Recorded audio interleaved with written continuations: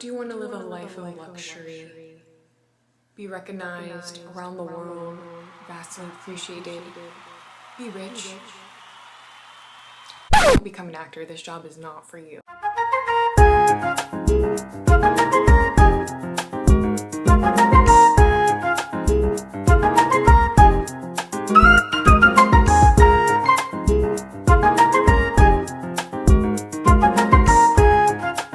I guess I'll do this while I'm waiting for my Fiji water to arrive. So, you want to be an actress? Or are you just in it for the clout? I mean, regardless, I don't really care what your reasoning is. You clicked on this video because you want to find out more, so I'm just going to try my best to help you out there. Because of TikTok, I've gotten some requests from people just asking like, hey, can you give more advice or share a little bit more about your story about how you got into acting?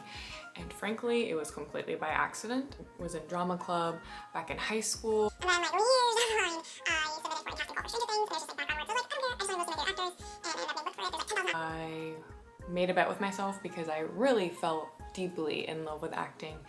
I was like, if I can book my first audition, I'll keep doing it. If not, I just suck and I'm just not even gonna bother. This first audition was for a TV pilot and I auditioned for it and I booked it. The ironic thing is I ended up never filming because of budget constraints. I'm SAG eligible, meaning if I book another SAG production, I could also join the official union for SAG. So there are a multitude of ways that you can get started when it comes to acting, and what I kind of like about it is that there's not really a right way per se. So for me, I started off doing background work,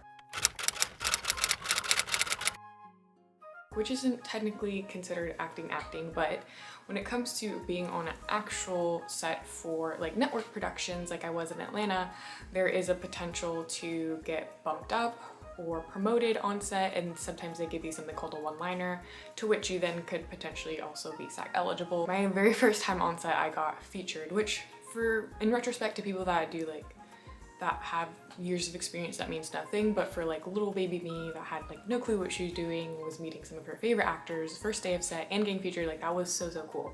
There are different casting companies you can look through. Some off the top of my head that I love, this is specific to Atlanta, but there are other casting agencies in different cities, primarily the bigger cities, but you can always try seeing if there's anything within your own town as well. So for Atlanta, Cast and Tailor Made, those are people that are responsible for doing productions like Stranger Things. Central Casting is another big one. So Central Casting has offices in Atlanta, LA, and New York. I'm not sure if they have any other ones, but I really like that particular background casting agency because they're so official. You have to walk in an office, they take your photos for you so you're not worried about whether or not the photos look proper, and you have to fill out all the required documentation that's necessary in the office. Like when people talk crap about background, I try not to, because obviously like don't try to make yourself seem like the star of the show and you're like a blimp on the screen. Like don't try to make yourself seem like the star of the show. Some people will try to take the background thing and blow it way out of proportion, but in retrospect there are people that are professional background artists. So maybe you don't like acting, but you think being on set is cool and kind of just getting paid to like chill on set is fine, because I met a lot of people in Atlanta that were actual professional background artists. Start taking acting classes as soon as you possibly can. Acting classes will really help you act properly. What I like about having a little bit of a theater background from high school is that you're taught to use all of your expressions, all of your body. So like you're not just focusing on acting via like what would be seen like up close. And a lot of people think that that's all there is to acting, when really you have to use your entire being. And there's multitudes of techniques and things that you can learn. Improvisation is another really great thing to kind of have under your belt when you're trying to train yourself for acting. So I know one of the schools that I go to is the Company Acting Studio, which was thankfully recommended to me by Noelle.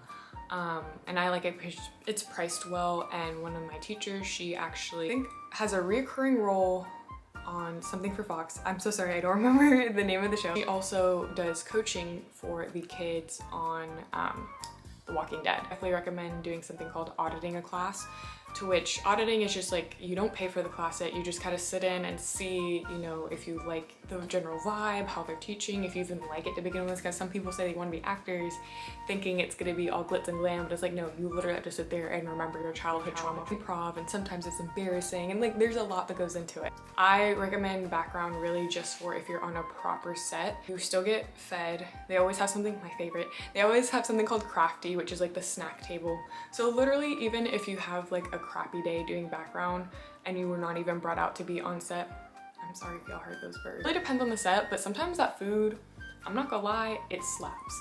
When I was working background for a Marvel set, bro, we legit had steak, asparagus, shrimp, ice cream, everything. And it was really cool because I was like picking out my food and I looked to my left and I was like, oh, it's it's Jamie Chung.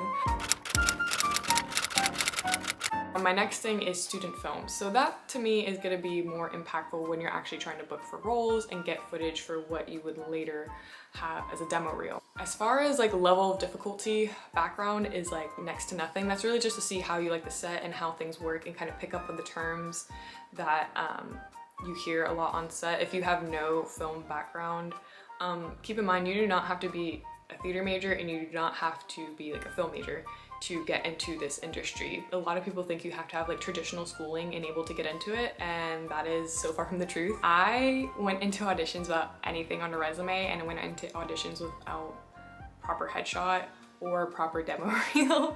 So I don't ever want people to feel like they have to be held back by not having their stuff built up, because it takes time, it really does.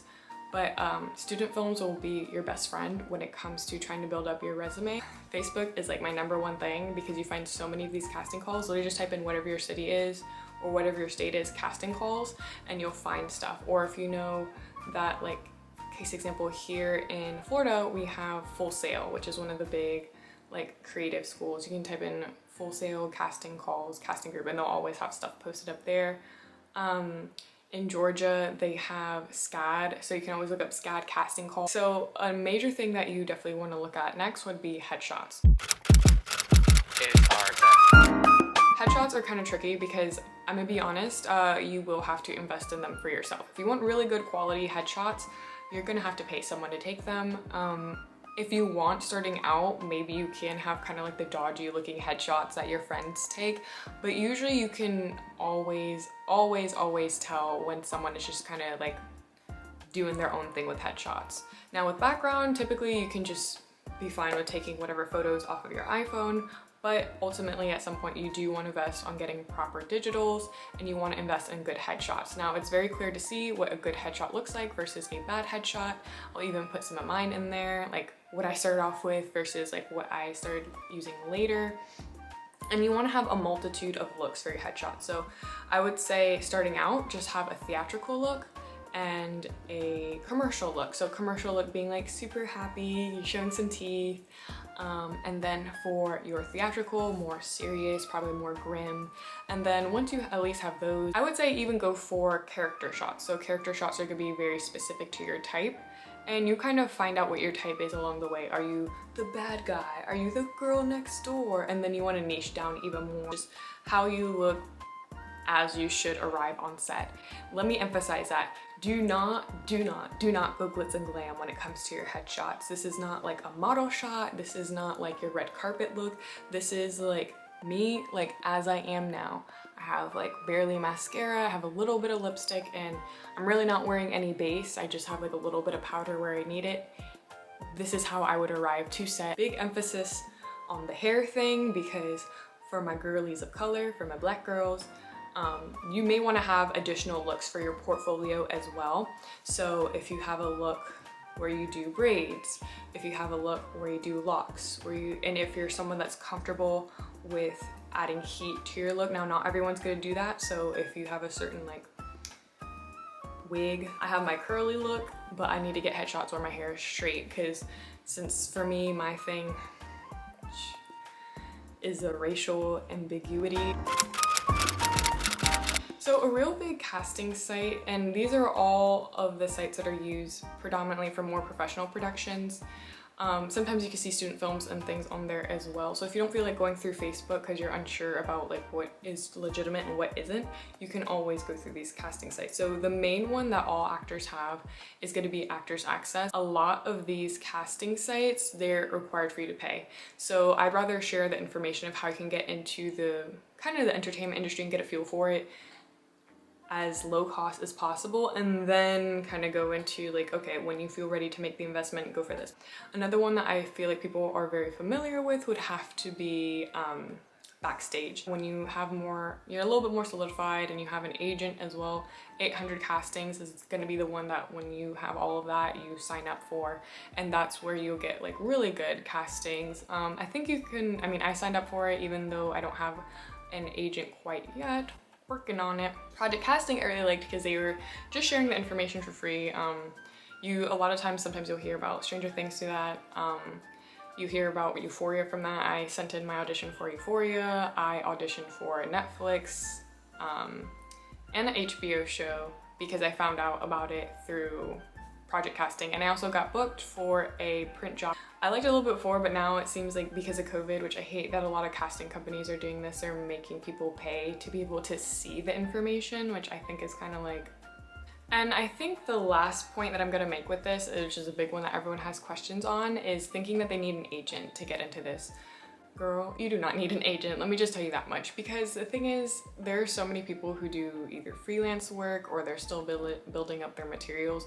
I booked my first commercial, which paid, I wanna say a little over $2,000 for 3 days, just because I knew someone. Obviously still be hardworking, don't just expect it to fall out of the sky, but also don't be deterred. I feel the thing that I don't like about this industry is that you have a lot of people that will be like, oh, well, you got featured in background, that doesn't mean anything. It meant something to me. Everyone starts from somewhere, so why discourage it?